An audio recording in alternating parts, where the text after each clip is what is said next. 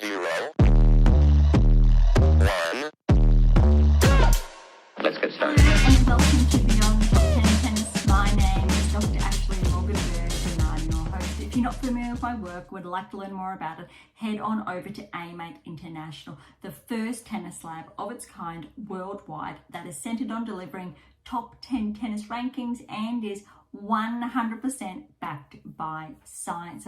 I'm the author of 14 books behind multiple theories and have been a elite coach for over 20 years, having worked with athletes around the world, Europe, the United States to Australia. I'm also the world's leading authority in this space with my research, coupled with my extensive coaching background, being responsible for landmark findings to deliver the next generation of play. With new foundations this season, as shared in my two latest releases of my tennis black book, Federer, Nadal, Serena, Djokovic, and my brand new release, my tennis workbook. This season is like none other before, so as always, buckle in and enjoy the ride. Welcome to another edition of Beyond Top 10 Tennis. It's a joint, a special edition if you like, plus our typical weekly edition. And I share that because the US Open, it literally just wrapped up, I want to say about less than an hour ago. So we have all of the results set. Yes, I watched all of the matches, but there was a little bit of a lag. I was going to come with you with the outcomes that we were penning down in our previous episode. So remember, previous episode last week, we were up to round of 16 and what was to come. And then I thought if I shared the key data and the analytics, it could not necessarily skew the results, but I wanted to come to you today to share not just how successful we were, the 80% to 100% plus success rate with how the data unraveled, but to share it with you really, the quarters onwards, what happened, how that unraveled. And also because we've got the live rankings out today, and I did share prior to the US Open the changes or the shifts we would see. So now we have them, and I can point towards them as in the why and as we were expecting, for example. So there's a lot from that perspective to go over today. But we also have Davis Cup on the ATP Tour kicking off later this week. WTA Tour have two events kicking off, I will say, later today. Beyond Top 10 Tennis is based in Australia, so we are, I'll say, a bit ahead. So later today, tomorrow, for example. But they are the smaller tier events. There are actually a lot of 125 events across both tours. More, I believe, or a lot more on the ATP Tour that have been underway in the second week of the US Open, for example. But we're not going to review them. Remember, we've started to center our focus primarily on the 250s plus, because they're the biggest trackers towards top 10 Grand Slam metrics, etc. But from time to time, we will definitely review, not this week, however. So look, if you've been with us for some time now, thank you so much. You know what we're all about. If you are new, welcome. I would encourage you to track back to our earlier episodes, but these two late releases, look, I can't believe we're getting up to that 10-month mark for this one. It came out December last year. This one came out March. Time has flown this season, but your black book is really fundamental. And those of you who have been following along, you are now up to block 9. So this week does mark really the beginning of block 9 / the end of week 1. If you've been following it from the get-go, and you have the topic there, Power of Song, to dive into, and to cap off your previous block that would have happened last week during the US Open, you have all that chart work. So all those notes in here, but that's where your workbook, remember, comes in, and you should be halfway through your workbook, well over halfway now, and it should be jam-packed with all those notes. Irrespective, your top 20, top 10, top 100, you should be penning this in every single day, not week. We're talking about daily, jotting that down before bed primarily, I would say, or during or after a training session. This is your go-to. You've got roughly about 20 hours per week what you should be doing in your black book, for example, just as a guidepost. Here is the more detailed work that you would be putting in probably in that 20 to 30 minutes before bed, just to wrap up your day. It's that combination of your workbook / journal as well. And I have been encouraging, I'll say, my athletes for the best part of the last 20 years to write this down. And so your workbook came about because I thought, you know what, instead of sharing this is what needs to be done to every single athlete, to simply go, you know what, I'm just going to design it myself. So you have that guide to begin with, and you know exactly what you should be penning down. So that's where your workbook comes in. And it really was set up in your black book, but your workbook is exclusively your workbook. So that's there. Also, whether you're new or not, all those books in the background, there's one fictional there. So there's 13 you should be making your way through. The fictional one is very different. A little bit exciting, but I'm not going to share too much, is that there is another fictional release that will be on the way. I'm not too sure when.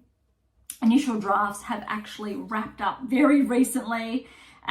So it is a bit of a very different process, I will say, compared to the non-fictional releases. So all of the data work, the predictive analytics, etc. So that will be climbing. But I will share more on that later when it does get closer to releasing. But that's just something fun that wasn't really expected. I wasn't really anticipating penning another book this year. Sometimes that does happen. It hasn't happened for 5 or 6 years now, I think we're at, when I was popping out 2 releases, but that was per season, but that was before Beyond Top 10 Tennis came to light. So we're in the over 2 years now, 2.5 almost years, maybe the end of the year will be there. And oh my goodness, I think today's episode we're around 179. 178 we are up to. So I was pretty close from that perspective. All right, so we are going to look at the US Open, WTA Tour first, then US ATP Tour results. So they're over here, then WTA Tour is here, ATP Tour is here. We're going to do all of the US Open, then ATP ranking, WTA rankings, ATP rankings, and we'll have a look at what's on, etc. So potentially not a very long episode today. We're just going to wrap everything out, what's been happening, and we will draw attention to the predictive analytics as well. All right, so US Open, WTA Tour. I'm sure each and every one of you knows the results. We know the outcomes. I'm not going to share them just yet. We're going to go through. All right, so remember, really quickly, Sabalenka Buska, Rybakina Vondrasova, Pegula Lee, Krejcikova Townsend, Kostyuk-Makova, Osaka Gauff, Anisimova Haddad Maia, Alexandrova Swiatek. That was your top 16 that we were going through. Now, remember, we did pen down our last episode what would happen. Now, depending how you look at it, remember we had those 2 matches that were either way, 50-50 potentially, and I said maybe also, depending how you look at it, 75% success rate, or if you take the 50% into consideration, there's an 88% success rate. And it's even more impressive on the ATP Tour. Now, that's phenomenal. And I will say so myself, because it just shows how the data is, the analytics are, and when we're watching Grand Slams, when we're looking at technical parameters, how players have been performing, how they've been tracking throughout the season, those outcomes we're looking for. And I really wanted to focus on the top 8 for this year's US Open, because your black book really focused on the top 8 as well. And when you get to the top 8, it's those micro discrepancies we're looking at. And I'm going to use the Swiatek Anisimova match as an example without getting too much ahead of ourselves. And when you're looking at those key data points, you can say Anisimova played a really good match. She was actually quite solid through that match. However, Swiatek's serve dropped. So that's a very big percentage point. Technical parameters from that perspective, they dropped down. When you look at that unforced error count and it went up, for example, and the way she was performing her movement to hitting through the court. And those key technical metrics, they dropped. And that was not the case up until that point. Anisimova was very steady. So when you're looking at the data and how a player is tracking and their technical metrics, and then all of a sudden they get on court and their game's just not with them on that day. Arguably, I could say something very similar for the finals Alcaraz-Sinner that just happened. Alcaraz just maintained his level more consistency. Sinner, with the more errors, wasn't able to hit through his shots as consistently. So you always have those little discrepancies that we're going to see. It's very different, however, if two players are playing their actual game. Perfect example for that would be Kostyuk and Makova. So back to WTA Tour, and how closely paired those players were. Similar could be Krejcikova-Townsend in those final two sets, how well they were playing. Vondrousova-Rybakina, I'll say those first two sets opposed to the third set. The other matches in the round of 16 were more lopsided. And so it's very important to, I think, review or be very transparent. I like to be, when we're looking at that data, the top 8 or the top 16 we know is a very, very big, important, fundamental metric when we're looking at key progressions, which means if you made, and I've shared this before, if you've made the round of 16 of a Grand Slam over the last 10 years, you're in one of my publications. You absolutely are, because it's that important. If it's been in the last 3-4 years we're up to now, not yet. I've been waiting and compiling all of that data to be able to share with you the next generation of play.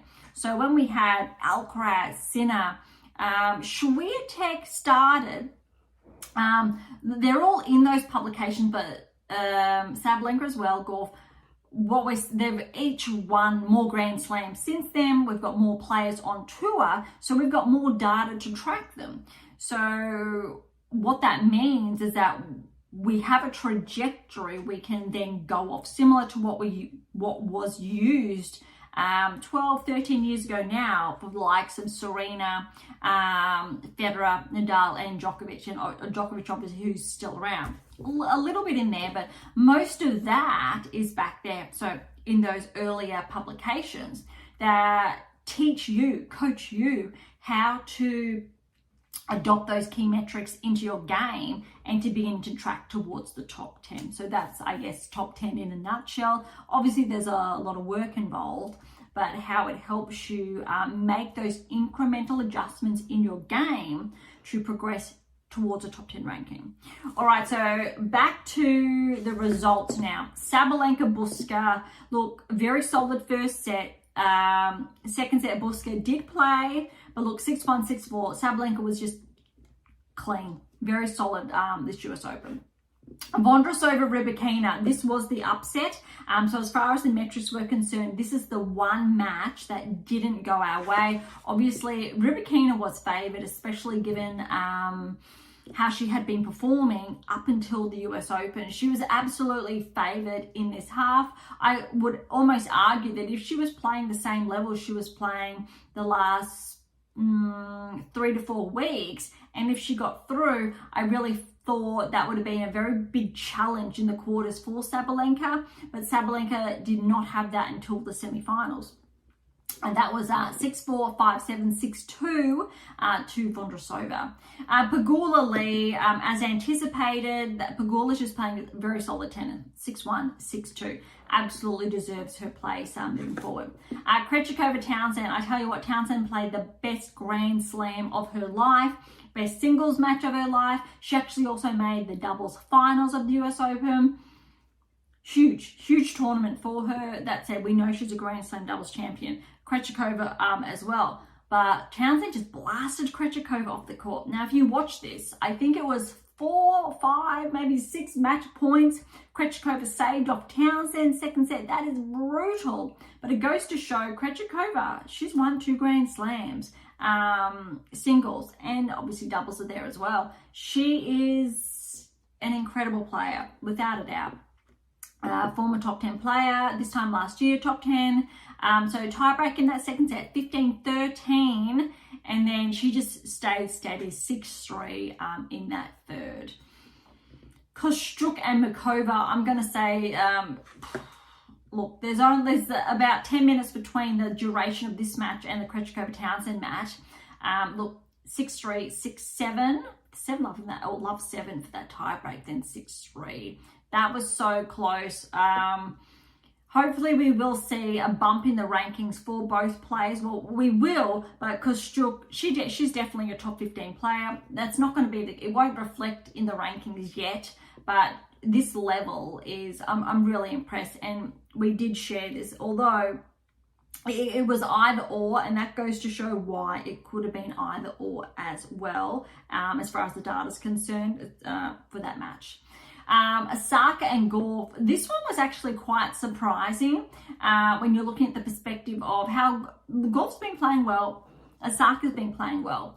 But we have seen a bit of a dip in Gauff's performance, I'm going to say since the French Open. But you know what? She's already won a Grand Slam, huge accomplishment. But we have seen a bit of a dip. She played relatively solid earlier rounds, but Osaka, remember or recall previous episodes, I've spoken about that trajectory. You have that baseline, but also if you're on that peak trajectory, and that's Osaka's case, whereas Gauff's solid on her baseline.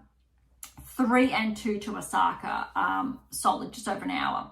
Anisimova, Haddad Mayer, we had this. Anisimova for this match really showed why she was solid. Haddad Mayer will be I'll say a couple of points because I believe she made the quarters last year. 6-love, 6-3, although that match actually went longer than the Osaka-Gauff match, just to put that into perspective. Swiatek, Alexandrova, I actually really thought Alexandrova could get very close because she's been playing some huge tennis and very clean tennis. And Swiatek's previous match, it was longer than anticipated. But look, 6-3, 6-1, just over an hour, same time, ironically, as the Osaka-Gauff match.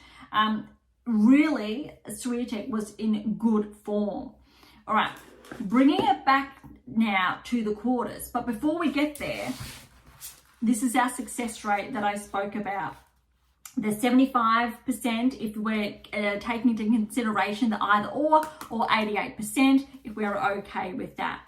So that is, again, a really impressive one. As far as I think the quarterfinals were going, I was penning down, and I think we also had like around an 80% conversion rate. Sabalenka we had, Pegula we had, Osaka, we did have Swiatek down, but Anisimova did get through. So we'll go with that 75% there. Sabalenka, Vondrousova, walkover. Now you really need to potentially say she had fresher legs. So let's just say fresher legs for the quarters, because the semis is a very different story. So Sabalenka, fresher legs, which may have given her that advantage in the semi-final. Vondrousova, really feeling for her, because I tell you what, to pull out of a Grand Slam quarterfinal, you really need to be sore, and we know everything Vondrousova's been through. So I thought that was really rough from that perspective, heartbreaking. So Sabalenka walkover to the semi-finals. Pegula, Krejcikova, I think absolutely Krejcikova was not playing her game.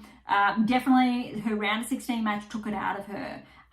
3-3 to Pegula, hour and a half. But to put that into perspective, this time last year, after WTA finals, Krejcikova, back injury, she's been out for the best part of the year.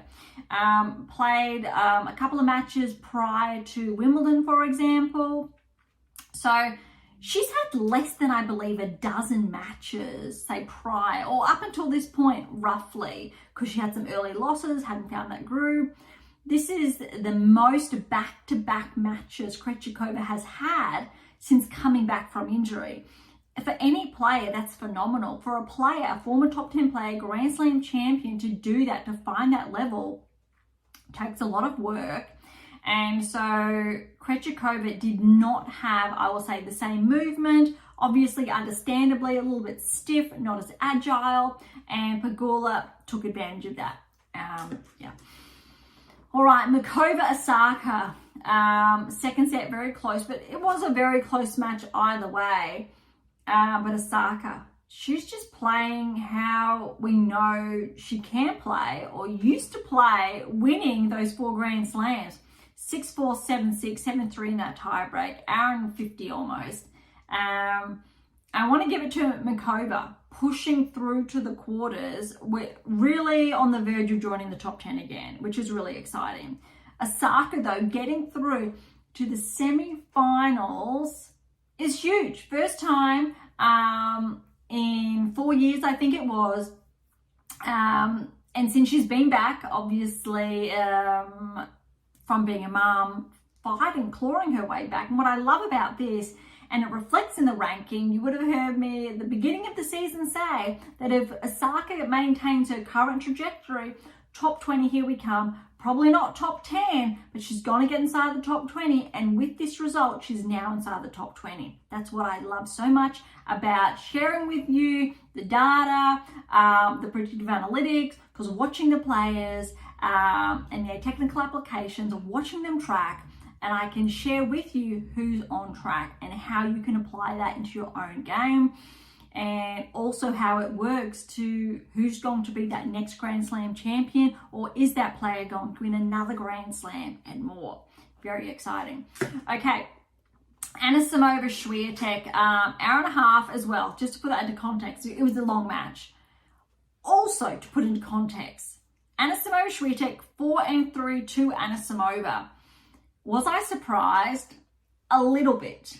However, when you take into consideration Swiatek's first serve percentage was really down, was really struggling, was not getting those points, was not setting it up, which means second serve Anisimova was spanking. She was putting that away. Similar in a way, I will say, to today's match, Sinner Alcaraz. Sinner's serve percentage wasn't where he wanted to be, and how Alcaraz was stepping through, taking the advantage. That's exactly textbook, what you should be doing if you're getting that second serve. And Anisimova, that's what she was able to do. And all it took was those 2 breaks to get that win, or a break a piece per set. So Swiatek really did scramble, although arguably, I just have to say, if her serve was on and she was playing the level she played in the Alexandrova match, her earlier matches, I think it would have been a very different story. Although what I liked about this match is that, of course, we know what happened in the Wimbledon final. We know that double bagel. Anisimova came ready to play here. Swiatek, though, looks like she was carrying an injury as well. That potentially inhibited her, though obviously I'm not going to say that injury inhibited her serve. Her serve was just off on that given day. And we've seen that with the best players in the world. Swiatek, but one of the best players in the world. So there's been a lot of, I think, talk about that. But still, Swiatek's keeping her points because she made the quarterfinals last year. She would have bumped closer to Sabalenka if she progressed further. And if Sabalenka did not defend her title, that margin would have become smaller as well. But there's more to talk about that later. Okay, which means our semi-finals, we had Sabalenka Pegula, Osaka Anisimova. Now, keep in mind, Sabalenka did not play her quarterfinal match, was a little bit fresher. Pegula's just been playing solid all the way through, just over 2 hours. I love this match because Pegula was so close. 4-6, 6-3, 6-4 to Sabalenka. But look, unfortunately, Pegula is going to be docked some points because she didn't progress to the finals like last year. Sabalenka, obviously, we know the outcome. But this was, I think, the first time Sabalenka was really pushed, really challenged. And I really love that it was so tight. other one, Osaka Anisimova. I love that this was so tight as well. It went for almost another hour, so just under the 3 hour mark. This was really exciting tennis. I loved it. First 2 sets were tie breaks. Third set was just a break in there.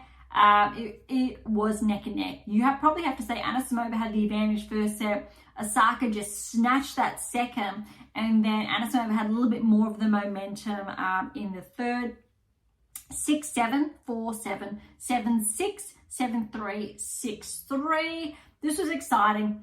I think it really showed Osaka can play with the best in the world. Top 10s are, if Osaka maintains this level, she may very well finish the season inside the top 10. Absolutely now. If not next season, let's see. But I think if she performs well in the next couple of 500, 1000s, she should be able to scrape into the top 10. But we'll talk about that later. Anisimova, we know she's in the top 10 after Wimbledon. Big breakthrough. But I want to really bring home what Anisimova has achieved this season is huge. Wimbledon finalist, US Open finalist, back-to-back Grand Slam finalist. However, Paolini did that last season arguably from a lower ranking. So keep that in mind as well. And back-to-back as well. Arguably closer, Wimbledon and or French Open then Wimbledon are very close together. In contrast to Wimbledon, US Open, you've got just a little bit of a break. But I will say, different surface changes for both. But what I like about, we knew what Paolini was capable of in that top 10 ranking. We know what Anisimova is capable of in that ranking. Although Anisimova has been a Grand Slam semi-finalist previously before this season. Paolini had not. So Anisimova's found that level again that she once had before having time away from the tour to now. So it's not shocking that a player's been able to achieve that. If anything, it's exciting that we have those two players, Paolini, Anisimova now, as Grand Slam finalists. It's really deepening the depth of play in the top 10. And obviously Pegula and Zheng, for example, had that one finalist result apiece behind them. Pegula, I think, is getting closer potentially to more, but the depth is expanding, and that's what I really like. All right, so even though I have kind of given away what has or what was to come, finals, that first set, I will say Sabalenka, Anisimova, just a break. But Sabalenka really edged her way through. She was up, 2-love. Anisimova won, I think it was 3 games to take the lead. And then Sabalenka clawed back, closed that out, went over just over an hour and a half. But second set, that was brutal in a really good way. Tie break, but 7-3 to Sabalenka. It was close. Obviously a lot closer than Wimbledon, for example. I think it's one of the closest finals that we have had on the women's side. And it was really nice to see that level. Anisimova, she was close. Sabalenka was just too good on those points. And when we're looking at level, Sabalenka maintained that level across the tournament. And that's what's been the difference, the key difference between herself and, say, Swiatek, who did drop serve, for example, and her movement, although we'll say movement hindered by her foot, but that serve, whereas Sabalenka maintained that golf, I will say consistency, more unforced errors, and we saw that coming into the US Open. Whereas Sabalenka, she's been able to maintain that. And the next closest then would be Pegula. She's been very solid, and she showed why, making the semi-finals. Although she has slipped now in the rankings, Anisimova's back now inside the top 5. And to round out the top 5, because I know, we know Gauff, and Andreeva is still there. Are her results correlating right now with that? Maybe not, but she's still been playing incredibly good tennis. But I want to head on over to the US Open now before we look at the rankings, because there's a lot in there, and I really want to wrap up what's been happening in the US Open. So Sabalenka as the women's champion there. I've shared the analytics, but I've also shared as well, or I did earlier in earlier episodes, Sabalenka's draw in contrast to, I'll say, Anisimova's draw or Swiatek Gauff, for example, how all of that unravel. So if you're looking at Anisimova / Swiatek's section of the draw, all seeds were there. So it was a lot, I will say, more difficult. All seeds, round of 16, all seeds, quarters and semis. But what we saw in Sabalenka's section was incredibly different. You only had 3 seeds, Pegula, Rybakina and Sabalenka. Everything else was open in the 4th round. So for contrast, Anisimova's section was a lot harder. Swiatek's section a lot harder. The quarterfinals, you only had 2 seeds, Sabalenka and Pegula. Yes, they were playing Grand Slam champions, but not at the current top 10 level. Quarterfinals in Anisimova's Swiatek section, Swiatek's basically playing Anisimova. So you're seeing the Wimbledon final repeat. And then Makova, Osaka, 2 players who have been tracking, 11th seed, and obviously Osaka's on her high as well. So it was a lot tougher, that section of the draw. I just can't even overstate it. It was all the seeds doing what they're meant to be doing, playing at their level, and undoubtedly that took a little bit of wind out of Anisimova, and especially obviously that Osaka match in the semi-finals. But look, Sabalenka's match with Pegula, it was a long one as well, so I don't want to take anything. Both of them came out of tough 3-setters. That said, when you're looking at the draw, Sabalenka, her quarter, for example, instead of playing Vondrousova, and Swiatek had Anisimova, just to put that into perspective, I think that's really important. I'll leave that there. But I think that goes to show, and we've seen it actually a lot this season, how trickier the draws have been for Swiatek compared to Sabalenka. And I'm comparing the two because it's the top 1-2 players in the world. Sabalenka with that Grand Slam now. Although she definitely deserves that #1 ranking. A different story from last year. Well, similar, different, because how well 3 Grand Slam finals got the win in the other, and I believe her other result was the semi-final at a Grand Slam. Swiatek's got the quarter, 2 other semi-finals and a win, so just behind. Gauff's actually further behind. Yes, she's got that Grand Slam, but her metrics fall off slightly from there. So it is at 1, 2, 3 at this stage. Sabalenka has more points to defend. Gauff somewhat in the home stretch of the season compared to in contrast to Swiatek. All right, men's side, here we come. Round of 16, Sinner, Bublik, Mazzetti, Manar, Igor, Alisime, Rublev, Diminor, Rydal, Djokovic, Struff, Makak, and Fritz, Manorino, Lehecka, Rinderknech, Alcaraz. A lot of names there that maybe we weren't anticipating to get through. What I'd love to share is our 100% success rate. 100%, very exciting. Yes, the women's 88% if you like, but 100% on the men's tour, and that is, you can't get any more clean cut than that. And it's just, that's just the power of the data, tracking the players and so forth. Sinner, Bublik, really clean, 1-1-1. Really thought Bublik was going to maybe challenge Sinner with how well we'd seen him play, but Sinner, too good all tournament, and arguably he wasn't challenged until his semi-final. All right, Mazzetti, Manar. Again, Mazzetti, very clean, 3-1. Not too much to say on either of those matches. Igor, Alisime, and Rublev, really like how Felix has been playing. A bit over 2 hours, 7-5, 6-3, 6-4.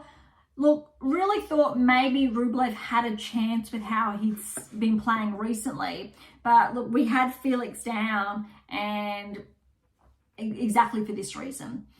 De Minaur and Riedel, 3-2-1. Good tennis from Alex there. Djokovic, Struff, 3-3-2. Just playing cleanly, like he was 10 years ago.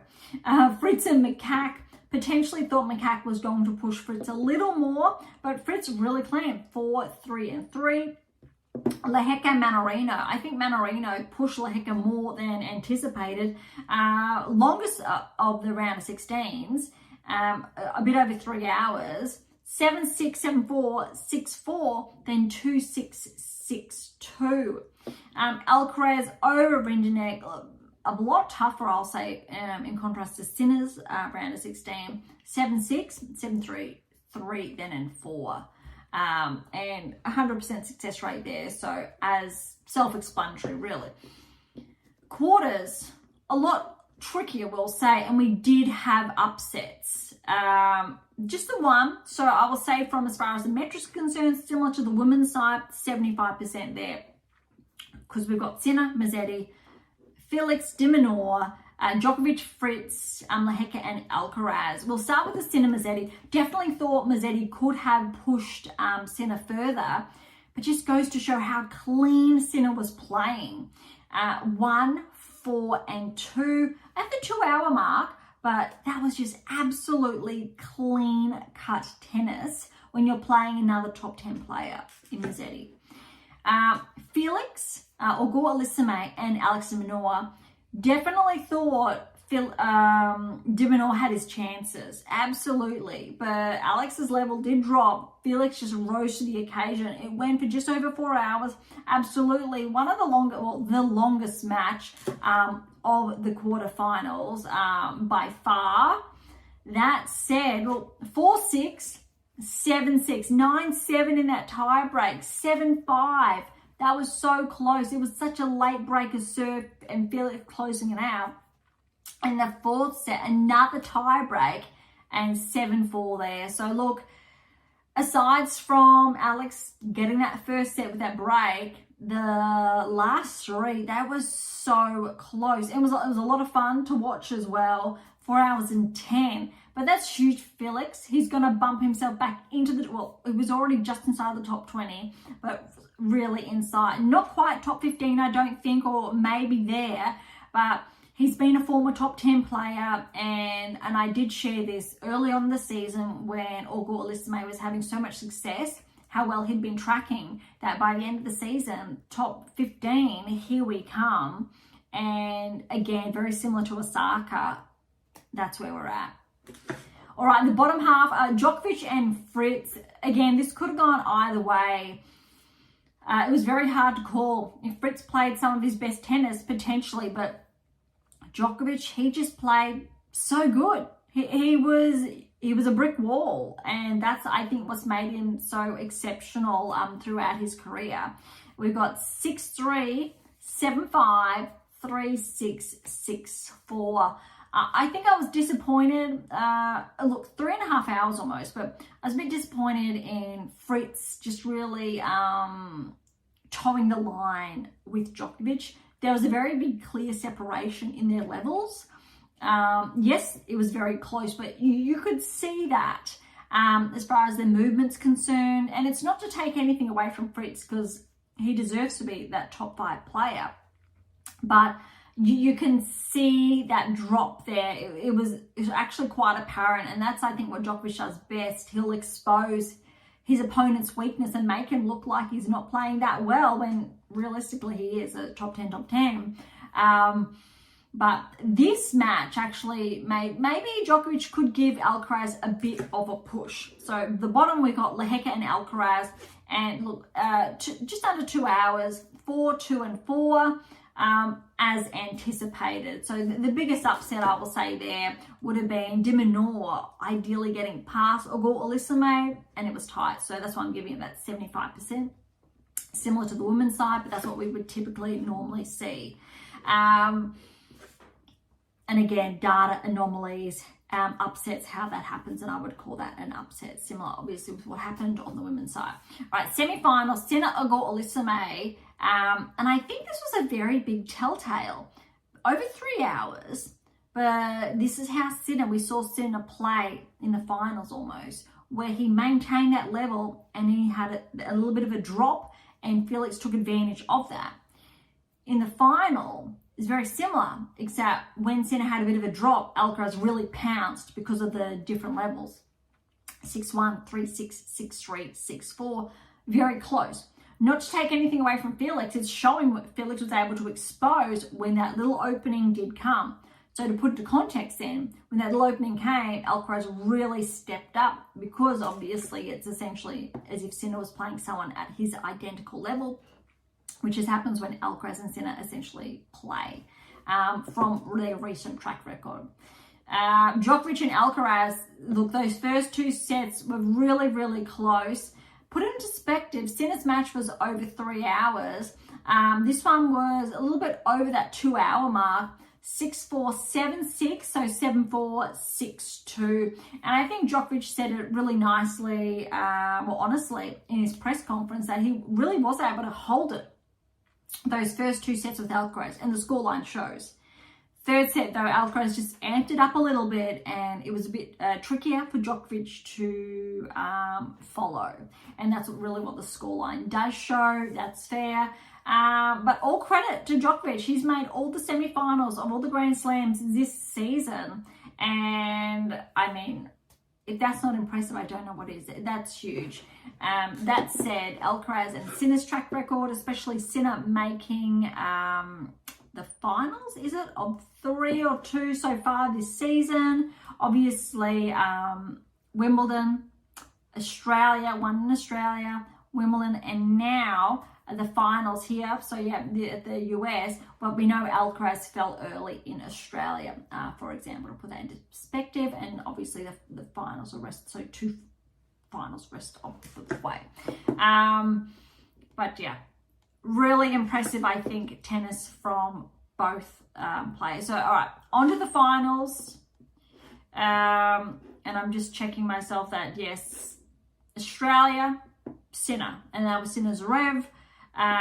French, we had Alcaraz over Sinner. Wimbledon, Sinner over Alcaraz, and Alcaraz over Sinner here. So both of them, my apologies, are neck and neck as far as the finals this season. Although as far as track records are concerned, Sinner has made the final of each one this season. Australia, French, Wimbledon, US Open. Very impressive when you're looking at the track record this season of both players. All right, this one, look, I was a little bit disappointed, in all honesty. I thought it would have gone a bit further. However, and then, in all fairness, 6-2 that first set, Alcaraz with that early break, just pouncing and closing out the set. It just happened so quickly. Second set though, Sinner got that break, held his serve. So it was just a little bit tighter. Third set, oh my goodness, Alcaraz did the same thing as the first set, but he just doubled down, 6-1. And then the fourth set was a lot closer.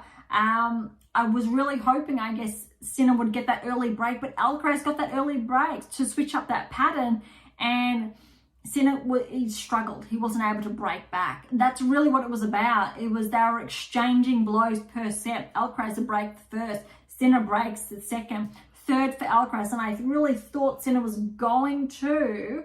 However, it really shows that this is where I was getting at with the Anisimova match. Those little openings that Felix was able to take a little bit of an advantage of, and Alcaraz was able to, again, double down on those advantages. So 2 hours, 42 minutes for all fairness, although when you're looking at the semi-finals, Sinner's match was longer, and actually Alcaraz's and Djokovic match was about, 20 minutes shorter than that. But wow. Alcaraz and his stats, that's really impressive. Sinner, he's following. And he is now, or he's taken over the number one ranking. And that's what would have been interesting if Sabalenka didn't defend her points. Could have been the other way, or it would have closed the gap. It wouldn't have changed the rankings. All right, on to the respective halves of the draw. So when you're looking at Sinner's section of the draw, it's similar to, say, the Swiatek Anisimova section. Round of 16, you had all seeded players except for 2. So 6 of 8 were seeded. Bottom half, you actually had 5 of 8. So it was still very close for Alcaraz's section, but 5 of 8. Quarters, though, you had 3 top 10 players. So quarterfinals, 3 top 10 players in Sinner's section. Alcaraz's section was similar. 3 top 10 players. The anomaly will have Lehecka in Alcaraz's and Felix or Anisimova there. Semi-final, I think, says it all, though, because you had number 1 player Sinner against or Anisimova, 25th seed, but then Alcaraz was playing a top 10 player in Djokovic. So it was very similar, I will say, but arguably tougher for Alcaraz's end, which I think makes it that even a bit more impressive. All right, that is the US Open wrapped, and that was a lot.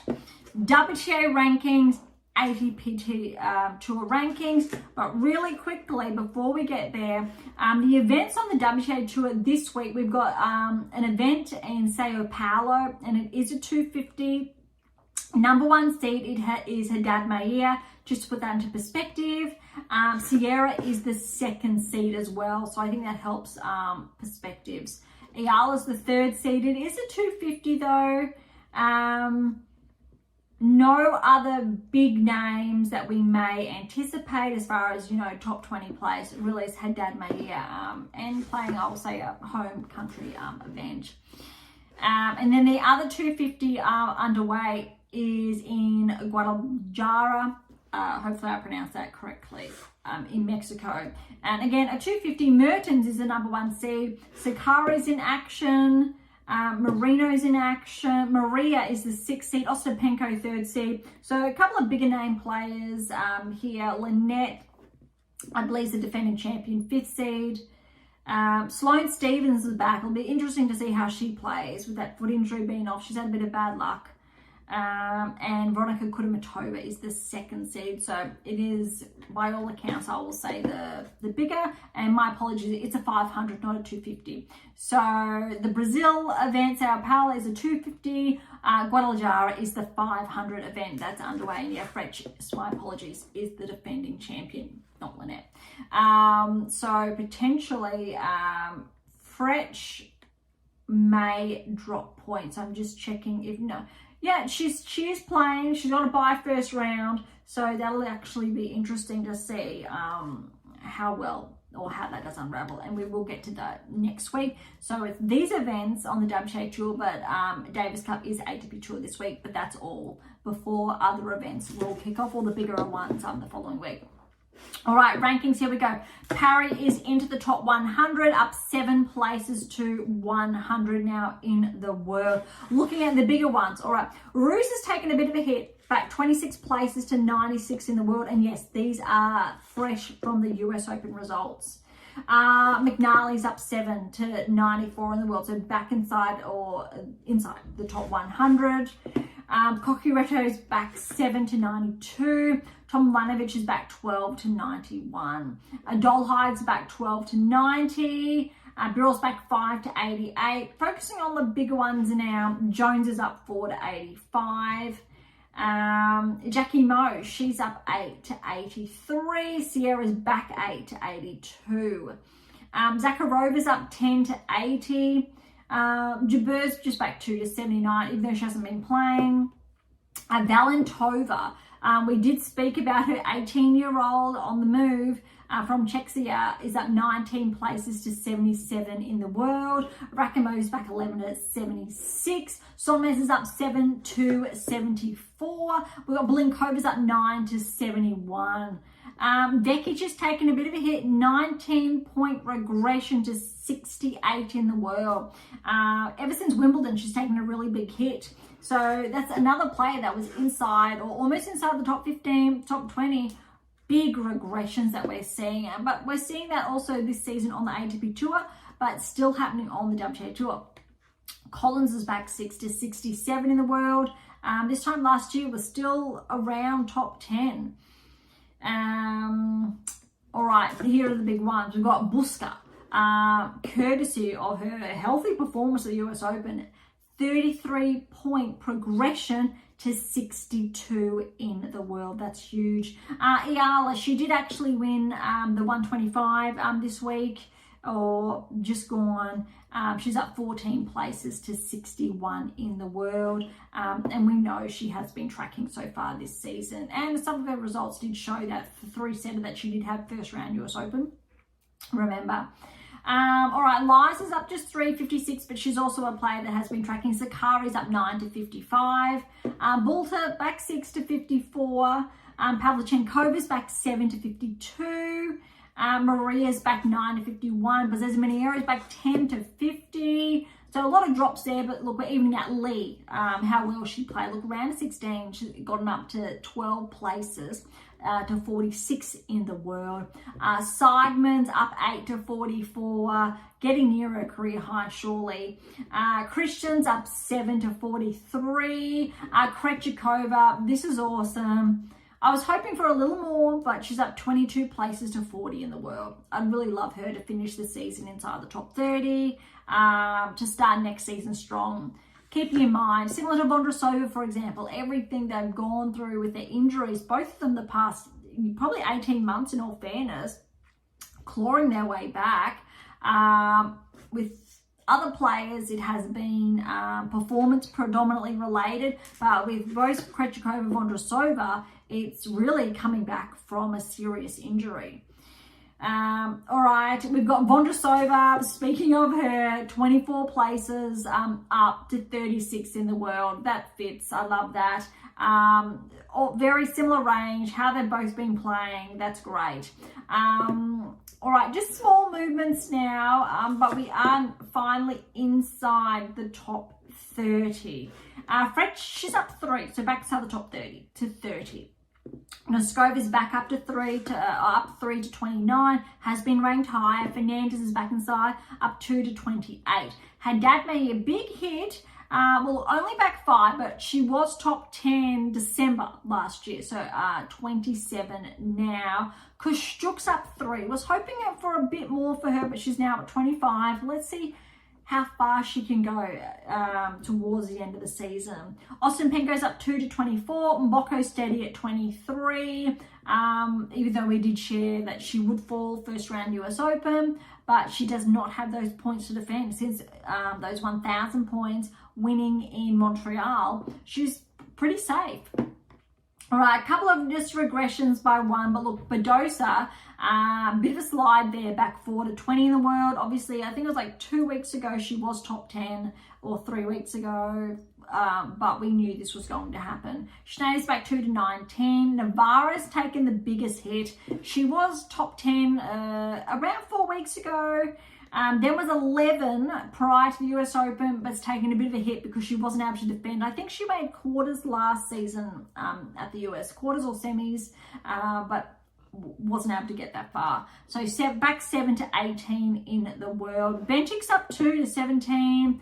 Kazakhini's up 2 to 16. Makova, ironically, is back 2 because she did make the semi-finals, I believe, last season. Quarters was the case this year, so at 15. But Osaka's got the biggest jump, 10-point progression to 14 in the world.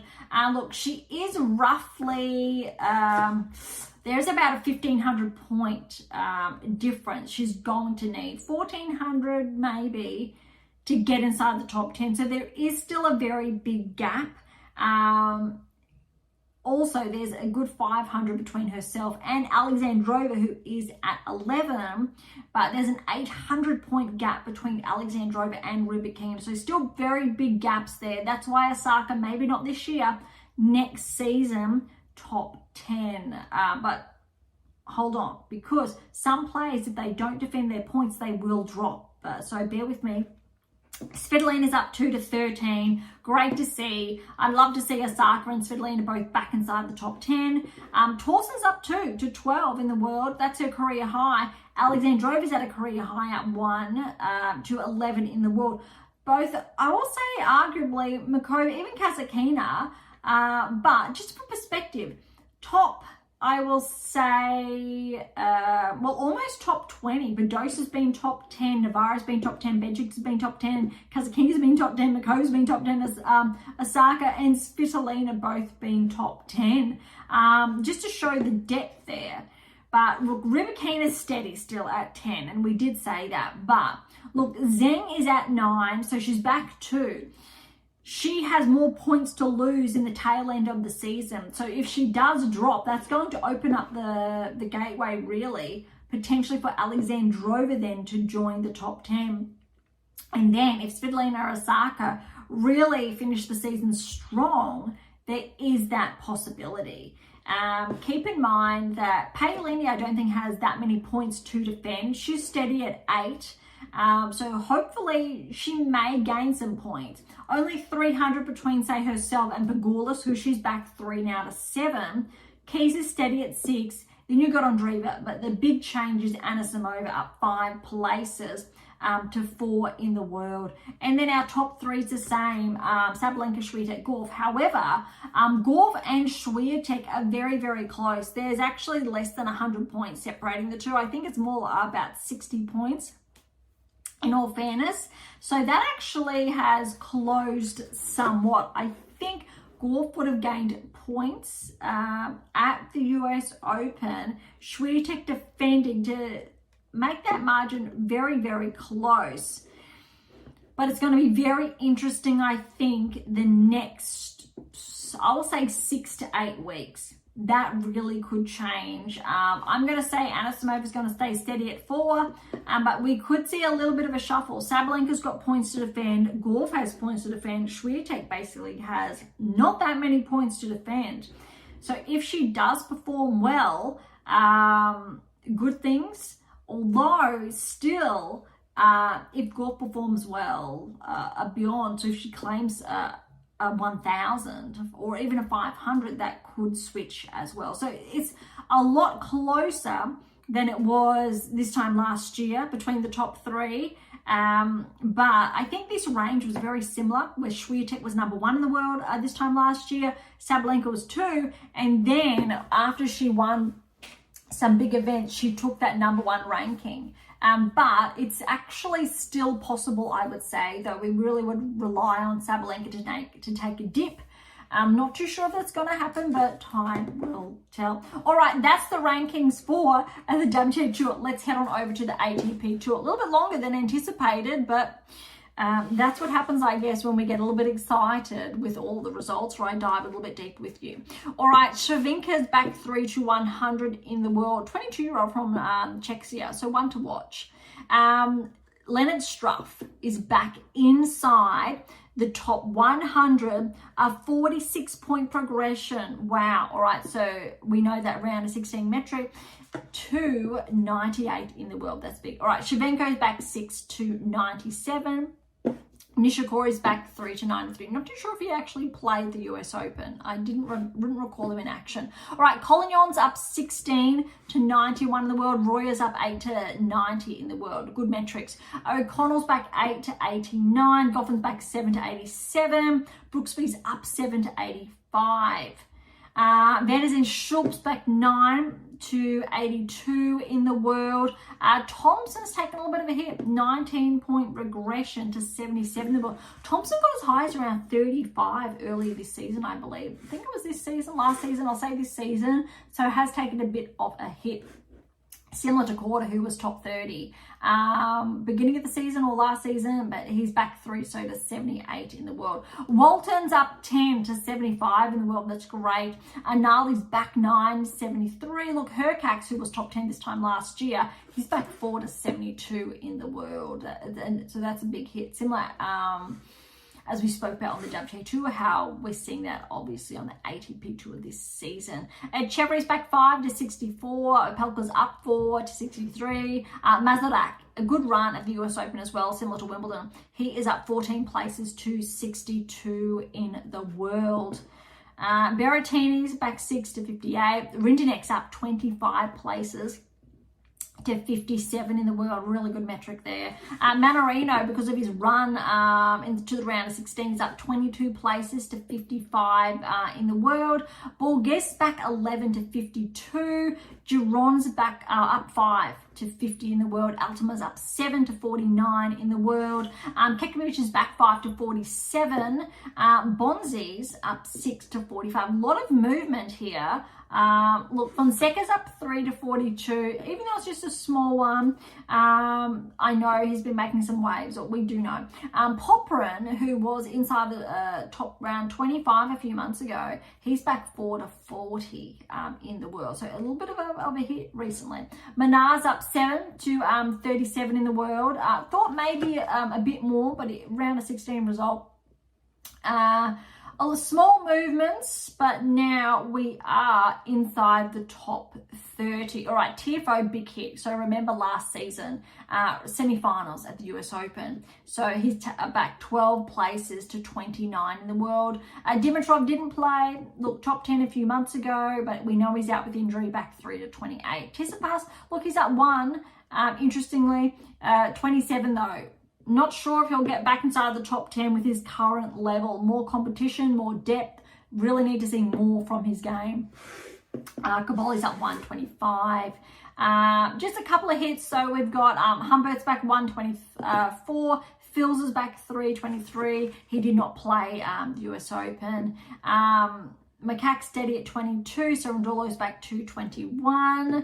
Davidovich Fokina is back 2 to 20. So not many big hits, and that just goes to show that these players did not perform that well last year. They've gotten their points from other events throughout the season. All right, Bublik back inside the top 20. He's up 5 places to 19 in the world. Medvedev's taken a hit, back 5 places to 18 in the world. Mensah's back 1 to 17, but Lehecka, he's up 5 to 16 in the world. Very exciting, I think, for both players. Checks here. Paul's back 1 to 15. Rublev's up 1 to 14. But the biggest difference is Ogor Alisime. 14-point progression. Yes, he's inside the top 15 at 13 in the world. No, I do not believe he will be able to finish the season inside the top 10 at this rate. But there is a 500 roughly point difference. If he finishes the season strong, yes. Although I wouldn't be surprised if there's a little bit of a dip because he started the season very strong. Understandably, finishing the season inside the top 15 really places Felix for a run inside the top 10 next season. Look, Rudd had a recent progression, even though he had an early round loss, but he's holding strong at 12, and Rune's holding strong at 11 too, even though had an early loss too. But technically correlates. Top 10 though is still the same. Mazzetti, Kaknikov have changed places. So Kaknikov's back 1 at 10. Mazzetti's up 1 to 9.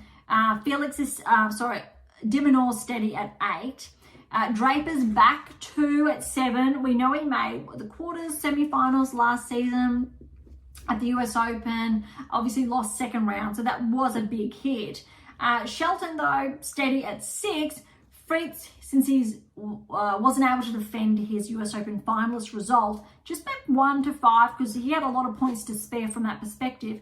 Djokovic is the biggest jumper, up 3 places to 4 in the world, so back inside the top 5. I think that really tracks, definitely deserved. Points-wise, only around that 200 in front of Fritz, though. But look, between 4 and 3, so Zverev's there. Djokovic is gaining 1,000 points separating the two of them. But I would argue that Djokovic is pretty happy to be inside the top 5, let alone 4. That's really solid. All right, switches between Alcaraz and Sinner, because Sinner did drop points. Alcaraz obviously gained more. Keep in mind, because Alcaraz lost, I think it was third round last year at the US Open. So he was the one with most to gain compared to Sinner, and that's the big differential there. Similar, I'll say to Anisimova. As far as points are concerned, though, less than 1,000 separating the two, so it still places Sinner within reach to overtake Alcaraz end of season. Let's see. I think it's actually exciting. We'll see a race between the two of them, similar to on the WTA Tour last season where there was a race between, say, Swiatek, Sabalenka, and because Swiatek was not allowed to play due to, being careful with my words here, misunderstanding, we'll say, and had to take a little bit of a time away, she's got more points to gain. It'll be very interesting here with Sinner Alcaraz. So similar, obviously, to what happened early in the season to Sinner having to take time away from the tour. Those who are familiar know what I'm insinuating, but I'm being very careful from that perspective because both of them were innocent in their own respective rights. I believe in more so Swiatek. All right. We have done it all of the rankings, Davis Cup underway, two smaller, well, the 250 and the 500, WTA Tour, US Open, all done. We have covered it all this week. I'm just checking if there's anything missed. Everything has been wrapped up. You know where you should be in your black book, what you should be doing in your workbook. US Open champions, Sabalenka Alcaraz, congratulations. Anisimova Sinner runners-up, congratulations as well. Huge. All right, so that does wrap it up for this week. Wow, what a big episode. All right, so thank you so much for listening. To grab a copy of my brand new release, My Tennis Workbook, or my December release, My Tennis Black Book, Federer Nadal, Serena Djokovic, head on over to AIMA International or Amazon, so irrespective where you're based in the world. These are your must-haves, as well as those ones in the background where you can get them all on AIMA International or Amazon. So again, it doesn't matter where you live in the world. Any comments or questions, head to AIMA International or topic thread. We'll leave comments directly on YouTube or Spotify. To interact with Beyond Top 10 Tennis, catch up on our blogs or sign up to my newsletter, all linked are in the episode notes, as well as how to access Pink Octopus Books to Sprout. Pink Octopus Books is where the fictional releases are based. And if you enjoyed today's episode, please subscribe, like, or share. All of the above. Beyond Top 10 Tennis exists for you, so please consider sharing us near and far. And if you're serious about heading towards the top 10 or want to know what your game is missing to secure that maiden Grand Slam or more, don't be shy. Come and say hi. All right, on that note, thank you so much for listening. I am so incredibly grateful. I'm your host, Dr. Ashley Morgan Berge, and this